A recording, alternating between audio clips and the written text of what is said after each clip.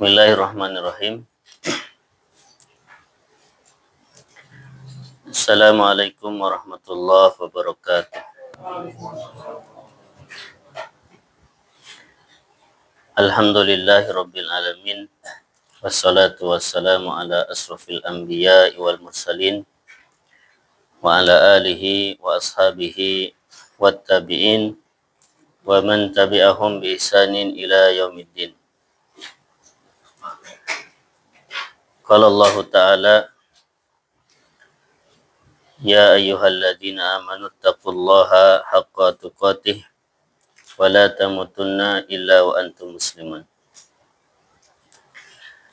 Amma ba'du fa inna asdaqal hadisi kitabullah wa khairal haji Muhammadin sallallahu alaihi wasallam wa syarrul umuri muhdatsatuha wa kullu muhdatsatin bid'ah wa kullu bid'atin dhalalah wa kullu dhalalatin finnar.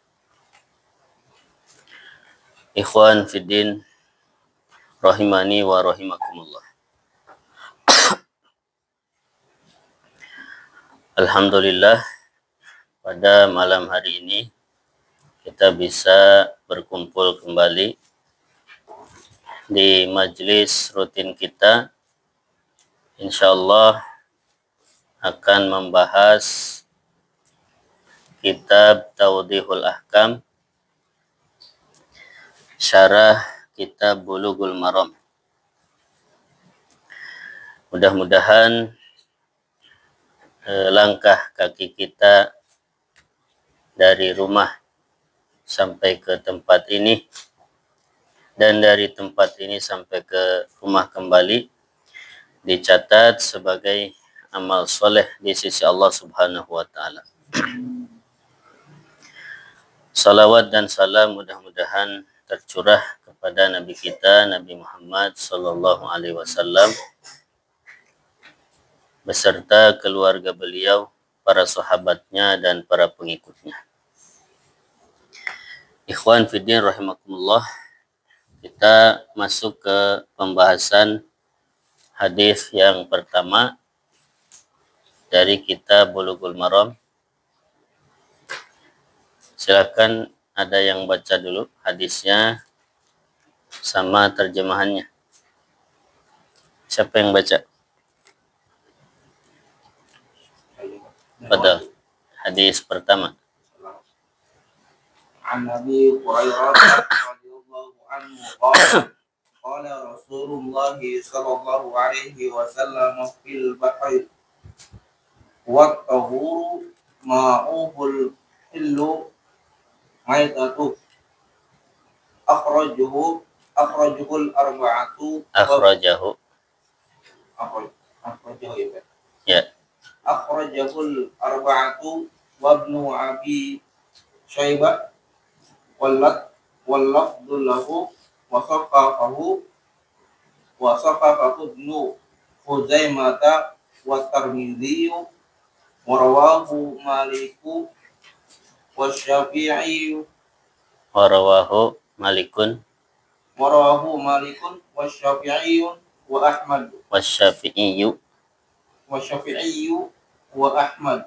Ya, artinya Dari Abu Hurairah radhiyallahu anhu, dia berkata, Rasulullah sallallahu alaihi wasallam bersabda tentang laut, airnya suci dan bangkainya halal. Hadis ini dikeluarkan oleh Imam 4 dan Ibnu Abi Syaibah. Lafaz hadis ini adalah miliknya.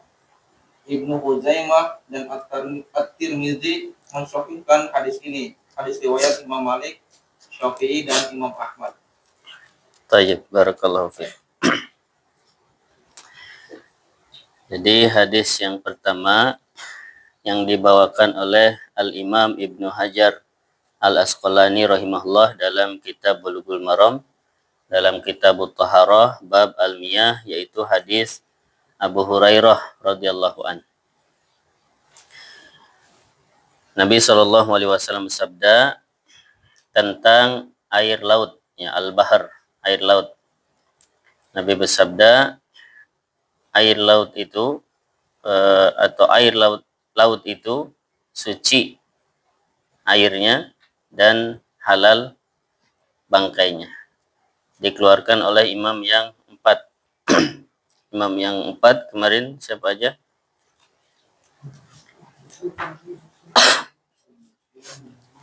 Siapa aja?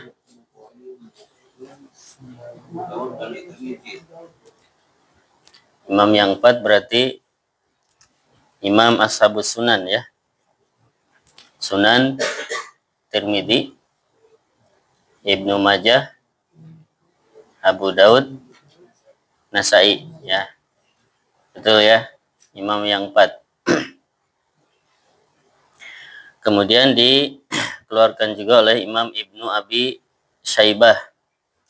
Dan lafad hadis ini adalah lafad beliau, Ibnu Abi Syaibah. Kemudian hadis ini disahihkan oleh Imam Ibnu Khuzaimah dan Imam At-Tirmidzi. Di sini disebutkan, berkata Imam At-Tirmidzi, hadis ini hasan sahih. Aku bertanya kepada Imam Al-Bukhari, ya, Imam Al-Bukhari adalah gurunya Imam At-Tirmidzi. Aku bertanya kepada Imam Al-Bukhari ya, tentang hadis ini. Imam Al-Bukhari mengatakan hadis ini sahih. Kemudian dikeluarkan juga oleh Imam Malik, Imam Asy-Syafi'i dan Imam Ahmad. Baik, ini hadis hadis yang pertama.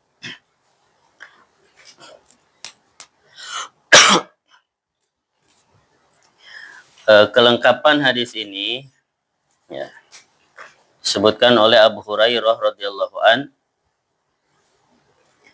Ada seseorang bertanya kepada Rasulullah sallallahu alaihi wasallam, "Ya Rasulullah, inna narkabul bahr." Ya Rasulullah, sesungguhnya kami sedang berkendara di laut ya, atau naik perahu kapal di laut. Dan kami hanya membawa air sedikit ya. Sedikit artinya hanya cukup untuk minum. Kalau kami berwudu dengan air tersebut, maka kami akan kehausan. Apakah boleh kami berwudu dengan air laut? Itu pertanyaannya. Kemudian Nabi bersabda sebagai jawaban atas pertanyaan. Jadi ini Nabi ditanya. Ya, kami di laut, ya, di kapal, ya, di tengah laut, bawa air hanya sedikit. Kalau kami wudu dengan air tersebut, maka kami akan kehausan. Lalu bolehkah kami berwudu dengan air laut? Maka Nabi bersabda, lautan itu airnya suci, bangkainya halal. Ya. Nah, jawaban Nabi ini lebih banyak daripada yang ditanyakan. Ya. Karena yang ditanyakan itu tentang apa? Airnya. Ya, boleh nggak berwudu dengan air laut? Kemudian Nabi bersabda, laut itu airnya suci.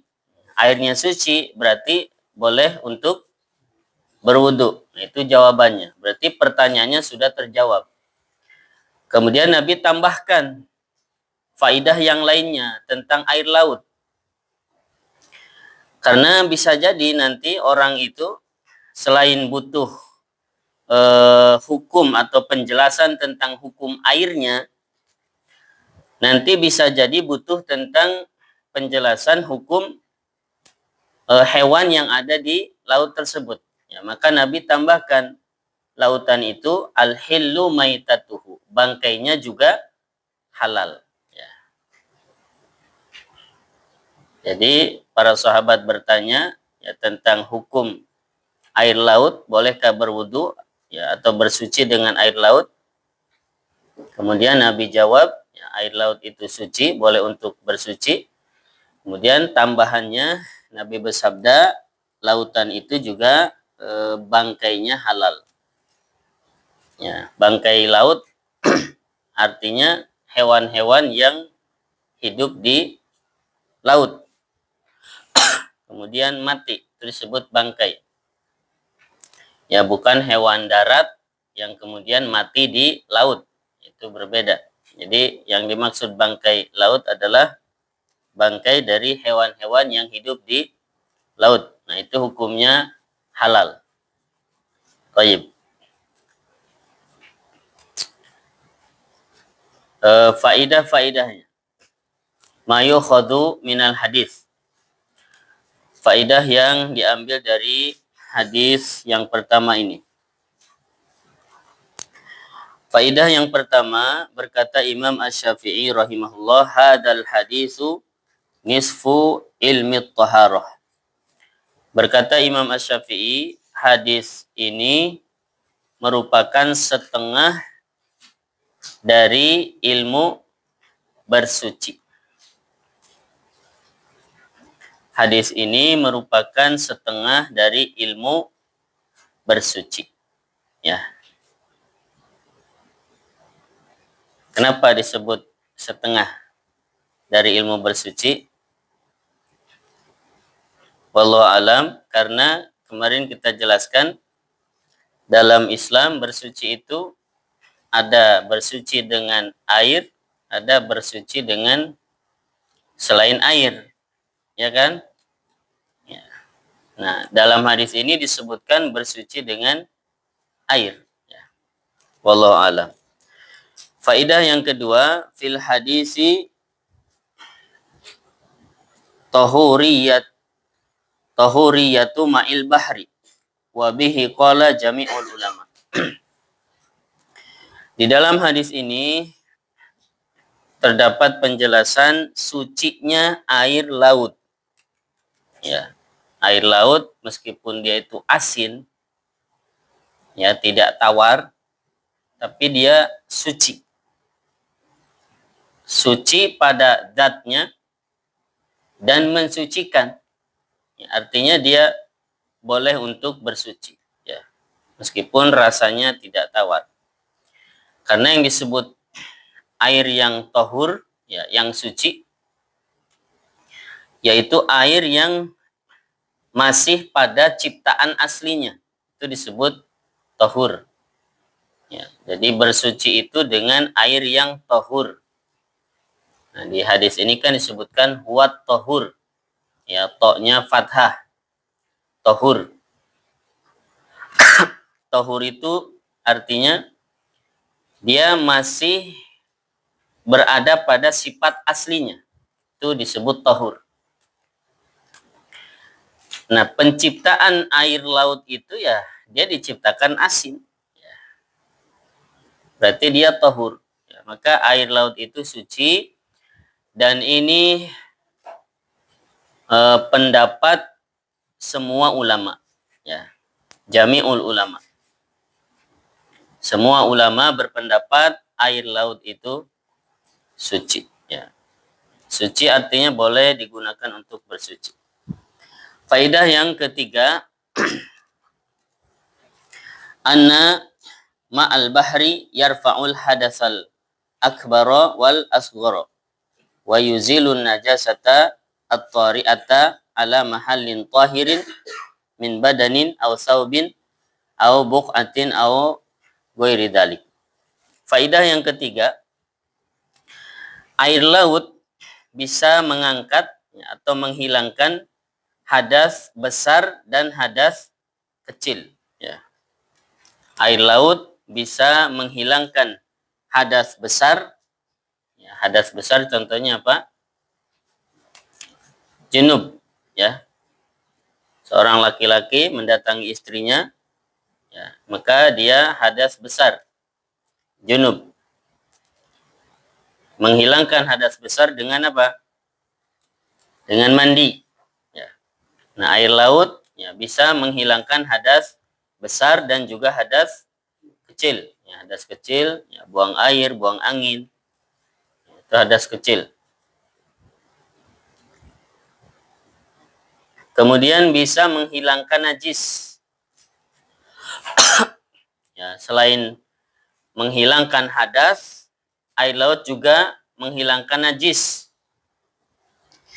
Maksudnya dia boleh digunakan untuk membersihkan najis, ya, yang ada di badan, di pakaian atau di tempat, ya.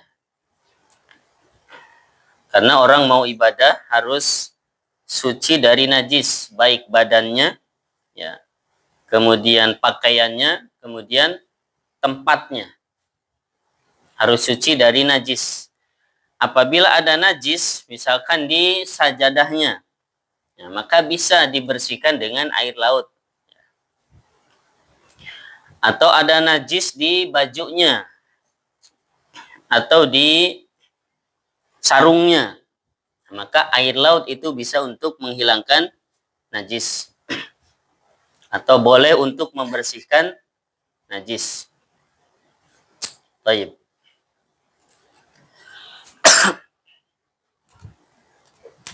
Faidah yang keempat.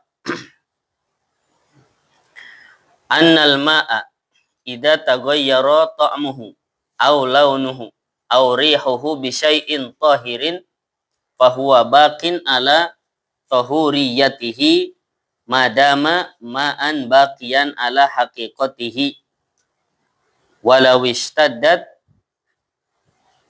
mulawwahatuhu aw hararatuhu aw burudatuhu wa nahuha. Air, ya, apabila berubah rasanya, warnanya, dan aromanya, ya, ada tiga, ya. Rasanya, warna, dan aroma, rih, ya, baunya.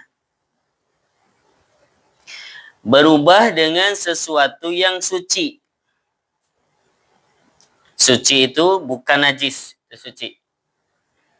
Ya, air berubah dengan benda yang bukan najis, dengan yang suci. Baik berubah rasanya, warnanya, atau baunya.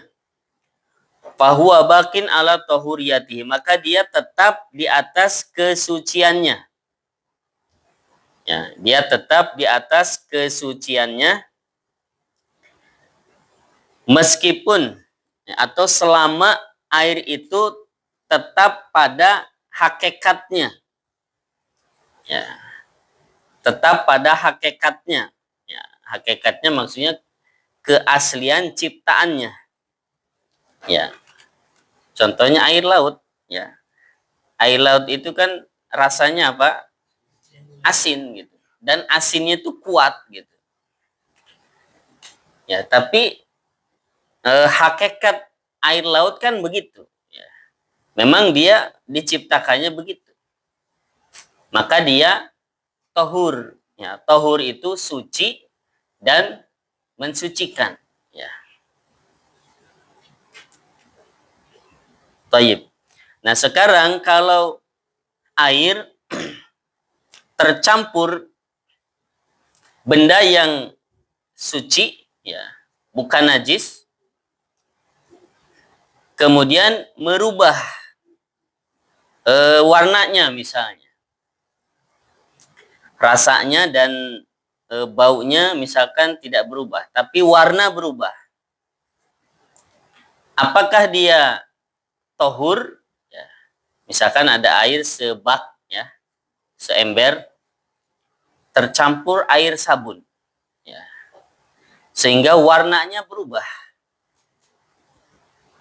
Ya, kalau air tawar asli kan kita tahu, ya, warnanya dia bening gitu.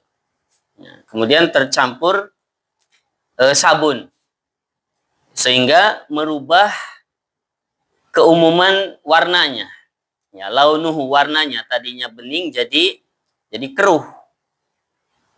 Apakah dia tohur atau tidak? Tohur itu artinya dia bisa buat bersuci atau tidak? Jawabannya tidak bisa. Karena dia bukan air yang tohur. Ya. Tapi kalau kita tanya itu najis bukan? Jawabannya bukan. Dia air yang tohir, yang suci. Ya. Karena lawan air yang najis adalah air yang suci. Dia bukan najis. Dia suci karena yang masuk ke air itu bukan najis. Ya, sabun itu kan bukan najis. Ya. Dia berubah warnanya dengan sesuatu yang suci. Maka dia tohir, dia suci. Tapi apakah dia bisa untuk bersuci? Jawabannya tidak. Karena bersuci itu harus dengan air yang tohur. Ya, bahasa Arab itu tohur. Tohur itu suci dan mensucikan. Nah, sedangkan yang air yang sudah berubah warnanya, ya berubah dari ciptaan aslinya, dia tidak disebut tohur. Dia disebutnya tohir. Ya. Tohir itu dia suci pada dirinya, tapi tidak bisa untuk mensucikan. Itu namanya tohir. Nah, kalau yang untuk bersuci adalah tohur. Ya, dia suci pada zatnya dan bisa untuk mensucikan. Jadi air itu ada 3 ya. Ada yang suci dan mensucikan. Nah, itu yang untuk bersuci. Yang kedua, ada yang suci tapi tidak mensucikan. Ya, contohnya tadi air yang kemasukan benda yang suci, kemudian merubah warnanya atau baunya atau rasanya. Dia suci tapi tidak mensucikan. Yang ketiga, air yang najis. Ya, tidak bisa mensucikan, kemudian juga tidak suci. Nah, dia najis, yaitu air yang kemasukan benda yang najis, kemudian berubah warnanya, rasanya, dan baunya. Maka itu najis. Contohnya apa? Contohnya air seember, kemudian kemasukan air kencing. Nah, kemudian berubah. Misalkan baunya, jadi nggak seger baunya, agak bau pesing. Berarti air kencing itu merubah warnanya. Tapi kalau dia kemasukan air kencing sedikit, misalkan setetes, tapi nggak merubah. Kita cium baunya juga nggak berubah. Kemudian misalkan dirasakan juga rasanya masih tawar, nggak ada tanda-tanda rasa air kencing. Kemudian warnanya juga masih bening. Nah, berarti itu masih apa? Suci dan mensucikan. Meskipun kemasukan benda najis tapi hanya sedikit, nggak ngaruh. Ya. Jadi kalau dia itu sedikit, ya itu nggak ngaruh. Nanti dibahas di hadis yang kedua. Taib. Nah, jadi faidah yang keempat ini, air apabila berubah rasanya, warnanya, dan baunya dengan sesuatu yang suci, maka dia tetap pada kesuciannya, ya, selama dia tetap pada hakikatnya. Artinya dia masih di atas penciptaannya, tidak berubah. Taib. Faidah yang kelima. Yadulul hadisu ala annahu la yajibu hamlul ma'il kafi lit-taharati ma'al qudrah ala hamlihi. Faidah yang kelima, hadis ini menunjukkan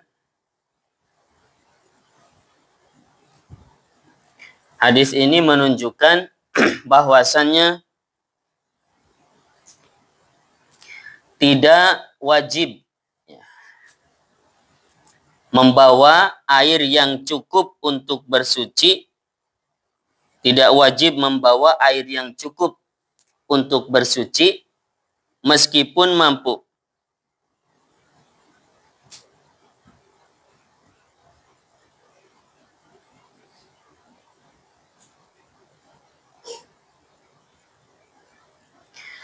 Tidak wajib membawa air yang cukup untuk bersuci meskipun mampu.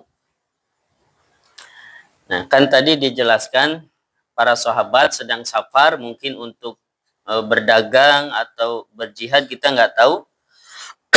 Yang jelas mereka safar menggunakan kapal laut. Kemudian mereka membawa air sedikit ya, untuk minum. Nah, ini menunjukkan ya, tidak wajib membawa air yang cukup untuk bersuci. Ya. Meskipun kita mampu, ya, nggak wajib. Ya. Kita bawa sedikit nggak apa-apa. Ya.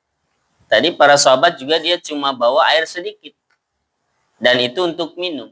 Ya. Jadi bawa sedikit boleh, nggak harus bawa banyak. Ya. Kalau dulu kan susah ya, kalau sekarang mungkin gampang. Nanti kalau airnya habis gimana? Ya sudah, tayamum berarti. Ya. Misalkan orang safar kemana gitu yang nggak ada air, dia mau mukim di sana dan di sana nggak ada air, misalkan mau mukim 3 hari, dia nggak harus bawa air secukup 3 hari, nggak wajib. Ya. Bawa air secukup semampunya dia, atau ya bawa kebutuhan sehari misalkan. Nanti airnya habis ya sudah, berarti tidak ada air, ganti dengan tayamum. Nah, jadi tidak ada kewajiban membawa air yang cukup untuk bersuci meskipun kita mampu membawanya. Ya, dalilnya tadi para sahabat ya, ketika mereka di laut hanya bawa air sedikit. Baik. Yang keenam, ya, faedah keenam.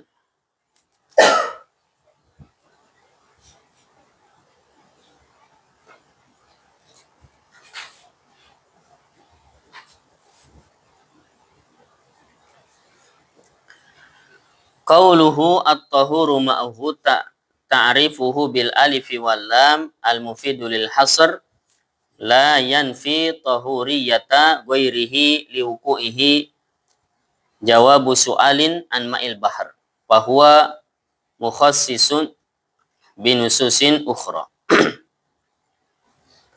Sabda Nabi SAW, at-tahuru ma'uhu. Laut itu suci airnya. Nah, kata at-tahuru itu dita'rif atau dima'rifahkan dengan alif dan lam. Di situ ada alif lamnya. Ada nggak? Ada ya. At-tahuru, ada alif lam di awalnya. Nah, alif dan lam di situ faidahnya adalah lil hasr, untuk membatasi. Ya. Untuk membatasi. Jadi air laut itu suci airnya. Ada alif lamnya yang menunjukkan pembatasan. Ini tidak menafikan kesucian air yang lainnya.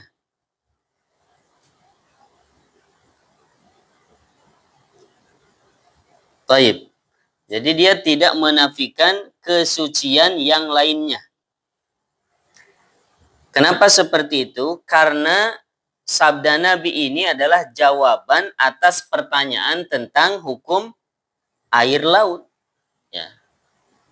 Jadi Nabi ditanya tentang hukum air laut, ya, maka Nabi jawab dengan seperti tadi. Ya, meskipun secara redaksinya itu pembatasan, ya, bahwa yang suci itu air laut, ya kan gitu. Nabi ditanya tentang hukum air laut, boleh nggak untuk berwudu? Nabi jawab, at-tahuru ma'uhu. Ya, yang suci itu air laut, gitu kan? Nah, ini kan menunjukkan pembatasan. Tetapi meskipun secara redaksinya itu pembatasan, tetapi ini tidak menafikan kesucian yang lainnya. Karena redaksi ini hanya jawaban atas sebuah pertanyaan. Ya. Jadi faidah hasrnya di sini tidak berlaku. Mungkin begitu ya. Ya, jadi meskipun kalimatnya di dalamnya ada pembatasan, tetapi itu tidak berlaku. Ya. Jadi air-air yang lainnya selain air laut itu ya hukum asalnya tetap suci juga. Ya, tidak hanya air laut. Nah, ini faedah yang keenam. Faedah selanjutnya yang ketujuh,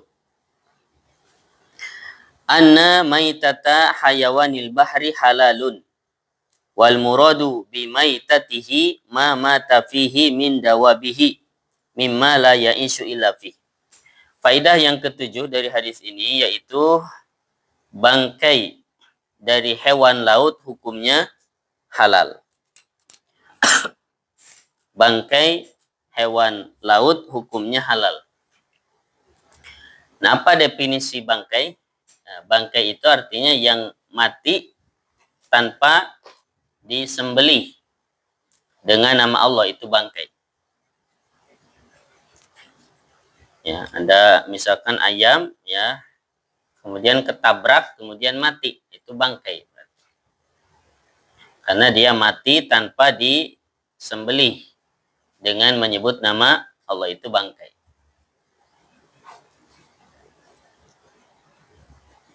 Termasuk orang menyembelih sembelihan, dia lupa tidak menyebut nama Allah. Ya, tidak baca bismillah ketika menyembelih, maka itu bangkai. Ya, hukum bangkai apa? Haram. Ya. Disebutkan dalam Al-Quran, hurrimat alaikumul maitatu, diharamkan atas kalian bangkai. Ya, misalkan orang nyembelih ayam nggak pakai bismillah, haram dagingnya. Ya, nggak boleh dimakan. Nah, jadi hukum bangkai adalah haram. Nah, kecuali di sini bangkai hewan laut. Ya. Bangkai hewan laut hukumnya halal. Apa yang dimaksud hewan laut? Nah, hewan laut atau bangkai hewan laut adalah hewan yang mati, ya, hewan laut yang tidak bisa hidup kecuali di laut, kemudian dia mati di situ. Ya, ini disebut bangkai laut atau bangkai hewan laut. Hewan yang hidup di laut, ya, dan dia tidak bisa hidup kecuali di laut, kemudian dia mati di situ. Itu maksudnya. Ya, jadi kalau ada misalkan sapi ya lewat ke laut terus tenggelam di laut, ya, dia halal atau haram? Haram. Ya, karena sapi ya bukan hewan laut, dia hewan darat. Ya, jadi yang dimaksud hewan laut adalah yang tidak bisa hidup kecuali di laut. Ya. Nah, dia bangkainya adalah halal. Taib. Faidah ke-8. Yajibu an yakunal ma'ur rafi'u lil hadasi wal muzili lil khabasi ma'an mutahhiran li ta'lili Nabi sallallahu alaihi wasallam bi jawazil wudu'i minhu yakunu tahuran. Air yang ini tadi sudah dijelaskan sebetulnya, air yang mengangkat hadas ya, atau menghilangkan najis haruslah air yang suci dan mensucikan, gitu ya, mutahhiran. Air yang bisa ya, mengangkat hadas dan menghilangkan najis haruslah air yang suci dan mensucikan. Ya. Atau bahasa fikihnya tadi apa? Tohur, ya, to-nya fathah, ha-nya dhammah, setelah ha waw, kemudian setelah waw ro, ya, tohur, seperti yang disebutkan di hadis ini, at-tohuru ma'uhu, ya. Nah, tohur, ya, tohur itu suci dan mensucikan. Jadi air yang bisa mengangkat hadas dan menghilangkan najis adalah harus air yang tohur, yaitu suci dan mensucikan. Berarti menghilangkan najis misalkan pakai air comberan misalkan. Air comberan. Bisa nggak untuk menghilangkan najis? Nggak bisa. Ya. Air comberan, ya itu air kotor. Nggak bisa untuk membersihkan najis. Taib. Atau misalkan tadi air sabun untuk wudhu bisa tidak? Air yang berubah warnanya dengan sabun bisa nggak untuk berwudhu? Nggak bisa. Ya. Dia hanya suci ya, pada zatnya, tapi tidak mensucikan. Kenapa kita bilang suci? Karena dia bukan najis. Ya. Dia bukan najis. Yang masuk ke air itu adalah sabun. Sabun itu bukan najis. Taib. Jadi yang bisa mengangkat hadas dan menghilangkan najis adalah air yang suci dan mensucikan. Faidah ke-9. Jawazu rukubil bahri li ghairi hajjin wa umratin wa jihad. Bolehnya menaiki laut. Ya, menaiki laut maksudnya naik kapal laut. Ya. Atau melakukan safar melalui laut. Itu boleh. Ya. Meskipun bukan untuk haji, umroh, atau jihad. Ya, boleh. Ya, untuk dagang. Hukumnya boleh.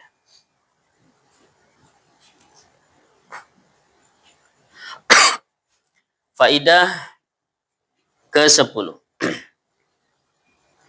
Fadilatu ziyadati fil fatwa ala su'al. Keutamaan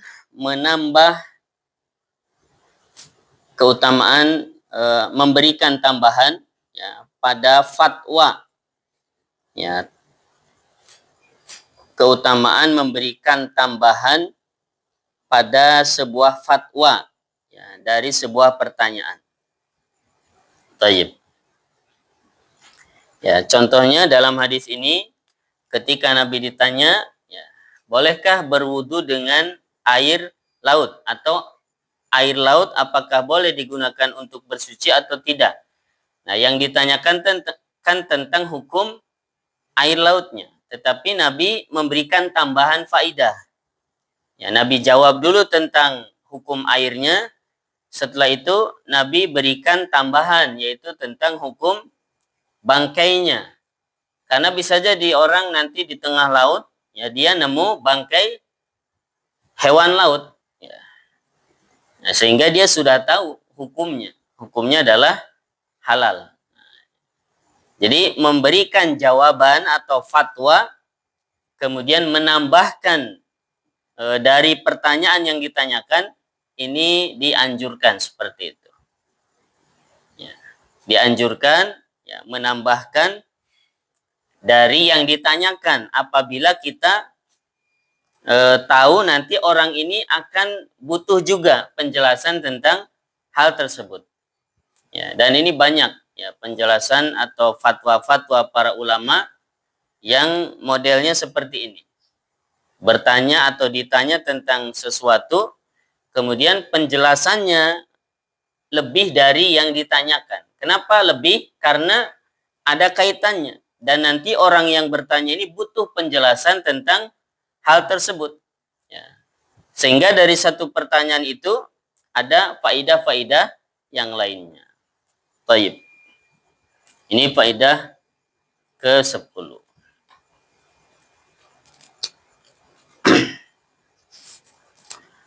Kemudian di sini Al-Mu'allif rahimahullah membawakan perkataan Imam Ibnul Arabi. Beliau mengatakan wadzalika min mahasinil fatwa. Nah, yang seperti itu termasuk kebaikan-kebaikan memberikan fatwa. Ya, jadi mendatangkan jawaban lebih banyak daripada pertanyaan ya untuk menyempurnakan faidah. Nah, ini termasuk kebaikan dalam berfatwa atau menjawab.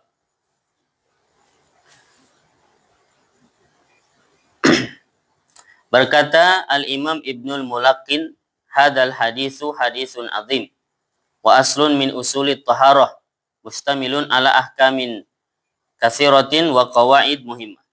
Berkata Imam Ibnul Mulaqin, hadis ini merupakan hadis yang agung dan merupakan pokok dari pokok-pokok bersuci ya, dan dia mencakup kepada hukum-hukum yang banyak dan kaidah-kaidah penting ya. Beberapa kaidahnya tadi sudah dijelaskan. Ini perkataan Imam Ibnul Mulaqin ya. Jadi hadis ini merupakan hadis yang agung ya, meskipun ringkas tadi ya, hanya jawaban dari sebuah pertanyaan, tapi ini merupakan salah satu pokok dari pokok-pokok masalah bersuci ya. Baik, kemudian di sini ada perbedaan pendapat ulama ya. Kita baca sedikit. Zahabal imamu Abu Hanifah ila ibahati as-samak bijami'i anwa'ihi amma ma'adahu mimma huwa ala suratil hayawanil barri kal adamiyyi wa as-su'ban wal kalab wal khinzir wa nahwiha fa inda Abi Hanifah la tahil. Imam Abu Hanifah berpendapat ya bolehnya atau halalnya ikan dengan segala jenisnya. Ya, jadi ikan ya maksudnya ikan laut ya. Segala jenis ikan itu hukumnya halal. Adapun selain ikan ya yang bentuknya bentuk hewan darat ya, kal adami ya seperti bentuk manusia ya, kalau ada, kemudian bentuk ular ya, anjing ya, anjing laut ya, kemudian khinzir ya, babi, wanahwiha dan yang sejenisnya ya. Jadi bentuknya dia bentuk hewan darat ya, seperti anjing laut misalkan ya, kan di darat ada anjing, nah, di laut juga ada anjing. Kemudian apa lagi, babi ya, ada nggak babi laut? Ada. Apa lagi? Ular ada, ular. Ada ya. Apa? Singa ya. Nah, jadi yang bentuknya namanya atau bentuknya seperti hewan darat, menurut Imam Abu Hanifah itu tidak halal. Jadi yang halal itu hanya bentuk ikan. Ya. Kemudian pendapat Imam Ahmad. Wa dhahabal Imam Ahmad fil masyhuri min madhhabihi ila ibahati hayawanil bahr kullihi. Ada ad-difda wal hayyah wa timsah. Pendapat Imam Ahmad ya, yang masyhur dari madhabnya yaitu bolehnya atau halalnya hewan laut semuanya. Ya, semuanya. Mau singa laut, mau anjing laut, meskipun anjing ya. Tapi kalau anjing laut menurut Imam Ahmad itu halal. Kalau Imam Abu Hanifah kalau anjing laut tidak halal. Kecuali yang dikecualikan Imam Ahmad hanya 3. Yang pertama ad-difda ya, difda itu kodok ya atau katak. Kemudian al-hayyah, ular ya. Ya, di laut juga ada ular berarti ya. Kemudian timsah. Timsah adalah buaya ya. Nah, ini 3 yang dikecualikan oleh Imam Ahmad. Ya. Kodok, ular dan timsah, buaya. Selain 3 ini menurut Imam Ahmad hukumnya halal. Adapun yang 3 ini hukumnya haram. Fadifda'u wal hayyatu minal mustahbasat. Ya. Pengharaman kodok dan ular alasannya adalah keduanya termasuk al-mustakhbasat, ya, hewan-hewan yang dianggap jijik, ya, al-mustakhbasat, ya, yang menjijikan. Ya, dalam Al-Quran sesuatu yang menjijikan itu hukumnya haram. Ya. Wa amma timsah, adapun pengharaman buaya, fadzuna bin yaftarisu bihi, karena dia termasuk hewan yang punya taring yang digunakan untuk berburu. Ya, dalam hadis disebutkan kullu dzinabin minas siba haram. Ya, segala yang punya taring, ya, dari binatang buas maka hukumnya haram. Ya.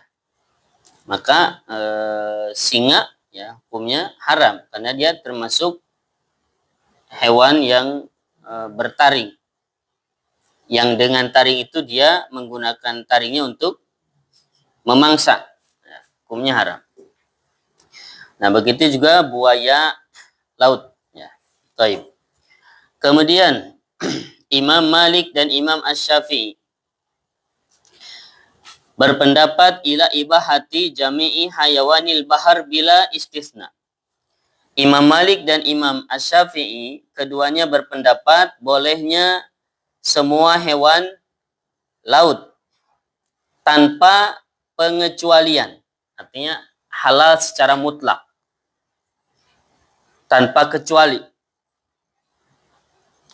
Nah, keduanya berdalil dengan firman Allah Subhanahu wa taala dalam surat Al-Maidah ayat 96. Uhilla lakum shaydul bahr. Dihalalkan untuk kalian shaydul bahr, ya, buruan laut. Wasayduhuna yuradu bihi al-masid. Shayd dalam ayat ini maksudnya adalah al-masid, hewan buruan. Ya. Jadi dihalalkan untuk kalian binatang laut. Ya. Itu dalilnya. Kemudian dalil yang lainnya dari hadis. Ya, Nabi bersabda, uhillat lana maitatani al-jarad wal hud. Dihalalkan bagi kami dua bangkai. Yang pertama al-jarad, yaitu belalang. Kemudian al-hud, yaitu hewan laut. Ya, hadis riwayat Imam Ahmad dan yang lainnya. Ya, al-hud huwa as-samak. Ya, al-hud adalah ikan. Kemudian dalil yang ketiga yaitu hadis yang tadi kita baca. Nabi bersabda al-hillu maitatuhu, ya, dan halal bangkainya. Wa hadha huwal arjah. Nah, dan inilah pendapat yang lebih kuat, ya. Jadi yang lebih kuat adalah pendapat Imam Malik dan Imam Asy-Syafi'i, ya, bahwa semua hewan laut, ya, bangkainya hukumnya halal, ya, mau buayanya, mau kodoknya dan yang lainnya, hukumnya halal. Ya, kalau antum doyan silakan. Ya. Taib. Ini perbedaan pendapat para ulama.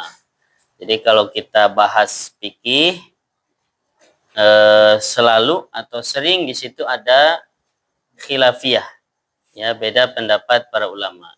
Ya, ini biasa. Jadi kita jangan tabu, ya, dengan perbedaan pendapat selama beda pendapatnya itu berdasarkan dalil. Nah, di sini yang dijelaskan oleh al-mu'allif itu hanya satu pendapat, yaitu pendapat yang kuat yang disertakan dalilnya. Baik, wallahu alam bisawab. Ya, ini hadis yang pertama. Ya, mungkin cukup dulu, ya.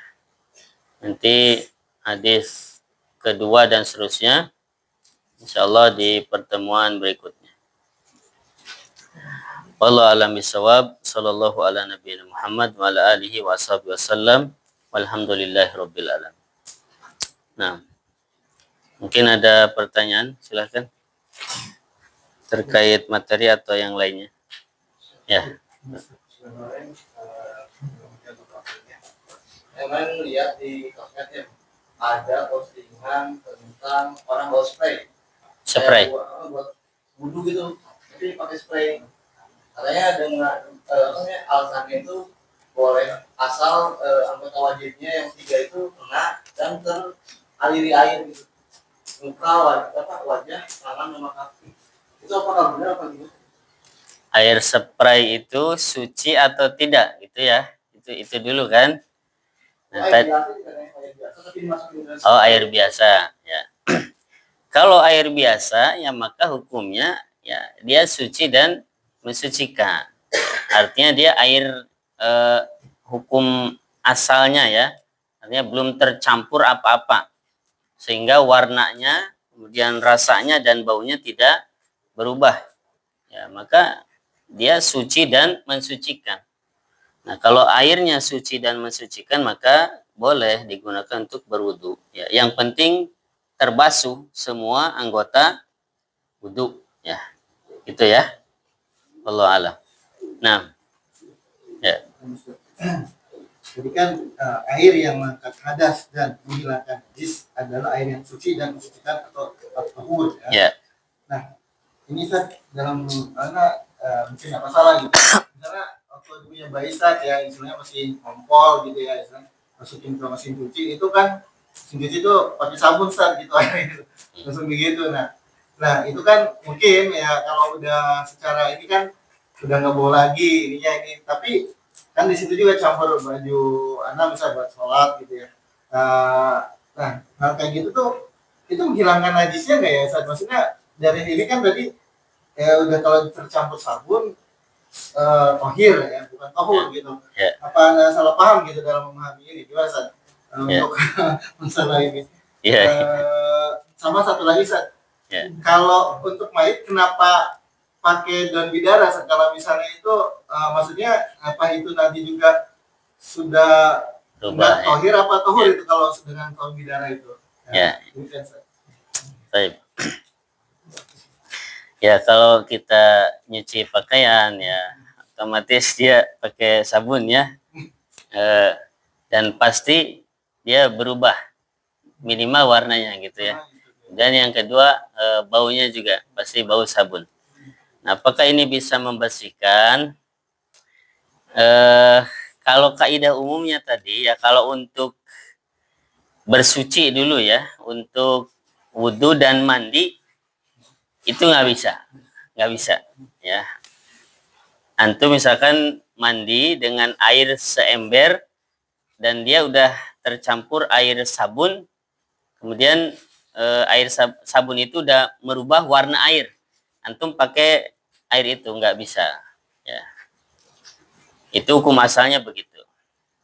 Nah sekarang pakaian ya, pakaian yang terkena najis misalkan air kencing ya, nah itu kan masuknya najis sedang ya, air kencing orang dewasa atau bayi yang udah minum selain ASI itu najis sedang. Sebetulnya najis sedang itu ya bisa dihilangkan bukan hanya dengan air saja. Jadi menghilangkan najis sedang itu ya dengan apa saja yang penting baunya sudah nggak ada. Gitu. Kemudian zatnya nggak ada, warnanya udah nggak ada. Ya. Mau dengan matahari juga hilang. Gitu. Misalkan ada kain kemudian kena air kencing, kemudian didiamkan gitu, nggak pakai air ya, atau dijemur, ya kemudian hilang gitu, dicium baunya nggak ada, dilihat juga nggak ada warna kuning misalkan air kencing nggak ada, itu udah hilang gitu. Jadi menghilangkan najis itu nggak harus dengan air. Nah di sini pertanyaannya air yang kayak gitu boleh nggak? Ya kalau hukum asalnya tadi ya sebetulnya nggak boleh. Cuma kan itu biasanya kan air dulu ya, airnya air bersih dulu kan, nggak langsung pakai sabun kan, ya mungkin seperti itu boleh ya, karena umumnya orang membersihkan pakaian ya dicampur dengan itu sabun gitu. Yang penting awalnya yang digunakan itu air bersih, air tohur. Gitu. Kemudian nanti dicampur dengan sabun. Ya. Insya Allah nggak apa-apa. Dan pasti nanti bersih, pasti najisnya juga hilang kan? Ya. Termasuk tadi bidara. Ya. Itu memang ada dalilnya. Kalau memandikan jenazah, ya, diberi wewangian. Ya, diberi wangian salah satunya ya, dengan daun bidara itu. Nah, ini mungkin ya karena ada dalilnya ya maka boleh seperti itu. Tapi kalau kayak tadi yang Anda contohkan, misalkan ada air seember, kemudian warnanya putih dari sabun, itu kalau buat wudhu kita boleh nggak? Nggak boleh. Ya. Karena dia bukan tohur. Atau mandi dengan air itu boleh nggak? Nggak boleh juga. Ya. Nggak boleh. Ya. Itu yang anak pahami seperti itu. Itu untuk menghilangkan hadas. Ya. Untuk mensucikan najis juga, ya hukum asalnya dengan air seperti itu. Ya. Misalkan di masjid ada kotoran ya, di keramik. Ya. Terus kita mau membersihkan kotoran tersebut. Nah, hukum asalnya disiram dulu ya dengan air yang suci dan mensucikan. Itu hukum asalnya. Nah, nanti kalau setelah itu mau dicampur sabun ya nggak apa-apa, biar hilang itunya bau najisnya. Seperti itu. Wallahu a'lam. Nah, ada lagi? Ya. Terkait dengan najis juga. Kalau misalkan kita buang air kecil gitu ya di tempat-tempat umum atau yang biasa ada pakai kapal gitu ya, kadang-kadang kita nggak nyadar gitu apa cipratannya itu kena ke baju atau Cipratan apanya? dari air apa namanya air kecil ya, buang air kecil ya. Itu kita ragu-ragu apakah ada yang nyiprat ke baju sekarang kita atau enggak itu bagaimana? Dan kalau misalkan terlihat ada cipratan sedikit gitu, apakah harus disiram atau ya. Jadi hukum asalnya kalau kita yakin baju kita ini bersih atau suci, kemudian ada keraguan-raguan kena najis atau tidak, maka kita pakai yang hukum asal. Ya, hukum asalnya apa? Ya kita yakin baju kita bersih. Gitu. Jadi yang yakin tidak bisa dikalahkan dengan yang ragu-ragu. Gitu. Yang yakin apa? Kita yakin bajunya bersih. Kemudian timbul keraguan, ya kecipratan atau enggak kan gitu. Berarti yang yakin adalah bersih, yang ragu-ragu adalah kena ciprat atau enggak. Nah, kaidahnya sesuatu yang yakin tidak bisa dikalahkan oleh yang meragukan. Berarti udah pakai aja gitu ya. Sampai kita yakin ada cipratan. Nah, kalau ada cipratan berarti itu najis ya dan harus dibersihkan. Ya, membersihkan yang sedikit kan gampang. Tinggal ambil air dibasuh yang kena najisnya itu. Ya, udah hilang najisnya. Ya, sampai baunya hilang, nggak ada warnanya, nggak ada rasanya, udah bersih. Ya, boleh dipakai sholat. Gitu. Nah, begitu juga yang lainnya sama. Misalkan kita yakin nih, kita suci karena tadi sudah wudhu, ya suci kita. Tapi ragu-ragu, ya udah kentut atau belum gitu. Tapi kita yakin tadi suci karena udah wudhu. Nah, berarti yang yakin tidak bisa dikalahkan yang ragu-ragu. Ya sudah, berarti hukum asalnya kita suci, nggak usah wudhu lagi. Meskipun kita ragu, ya udah kentut atau belum. Begitu juga sebaliknya, kita yakin tadi udah kentut, gitu. Yakin, ingat kita. Tapi setelah kentut itu kita ragu tadi udah wudhu atau belum. Nah, berarti yang kita pegang adalah yang yakin tadi kentut. Berarti kita nggak suci, maka wudhu. Nah, gitu ya. Wallahu a'lam. Ya. Kalau air di tempatnya kan kalau hujan itu suka suhu ya Ustaz, agak gimana agak ya gitu. Kalau hujan, Ya, nggak tahu tuh di bawah kan apa sih nggak tahu. Itu ya kalau waktu itu Ustaz. Kan udah berubah warnanya dari warna aslinya. air hujan ya. Ya, jadi kalau di hujan terus dia berubah agak peluk. Ya, ya sumur. Air sumur kena air hujan. Pokoknya kalau habis hujan. Oh, habis hujan. Jadi berubah gitu. Berarti yang berubah apanya? Warnanya. Kalau perubahannya tadi ya, yang merubahnya kan air hujan ya, air suci berarti ya. Tapi dia berubah dari asal penciptanya atau enggak? Masih secara umum bening atau jadi kuning gitu? Keruh gitu ya? Keruh tanah mungkin ya gitu ya? Ya kalau jelas perubahannya, berubah warnanya, dia suci tapi tidak mensucikan. Ya. Jadi untuk kehati-hatiannya kita wudhu pakai air yang lain. Yang ini mungkin ya tidak disebut air yang tohur. Ya. Karena udah berubah dari bentuk penciptaannya. Nah, jadi ini kita harus hati-hati ya. Untuk bersuci, yaitu yang betul-betul suci dan mensucikan. Nah, mungkin cukup ya.